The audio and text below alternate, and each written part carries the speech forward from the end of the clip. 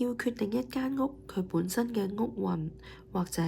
家宅嘅運氣好唔好咧，其實除咗用流年嘅方法，應該咧去睇埋呢間屋本身嘅條件，即係話要檢視翻咧佢嘅坐向、佢嘅大門出入，甚至咧係佢每一個受氣嘅地方咧，究竟佢嘅山向飛星咧係好定壞？對於健康啦、文昌啦、人口平安啦、人際關係啦，或者係甚至進財啦，呢一啲之類，會唔會咧有唔同程度好壞嘅影響？所以